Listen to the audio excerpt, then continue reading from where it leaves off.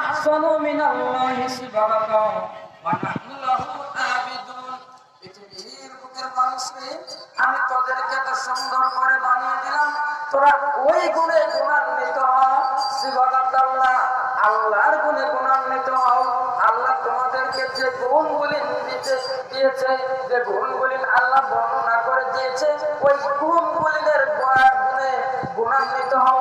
সিবাগাতাল্লাহ Oman আহসানু, আল্লাহ দেখে বলেছে ওমান আহসানু মিনাল্লাহি সিবাগাতা, এর থেকে উৎকৃষ্ট, এর থেকে ভালো গুণ আর কার হতে পারে যেই গুণ আল্লাহ দিয়েছে।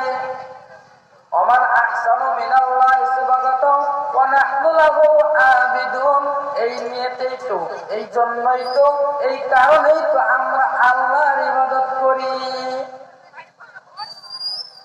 এখন যদি আমরা এই আল্লাহর ইবাদত না করি, আল্লাহ রাব্বুল আলামিন বলেন মুমিন হচ্ছে ওরা, ভালো মানুষ হচ্ছে ওরা, মুমিন হচ্ছে ওরা, ভালো মানুষ হচ্ছে ওরা যারা এই কথা বলতে পারে কি, আল্লাহ বলেন ক্বালু, যারা বলে ক্বালু সামি'না ওয়া আতা'না গুফরানাকা রাব্বানা ওয়া ইলাইকাল মাসির।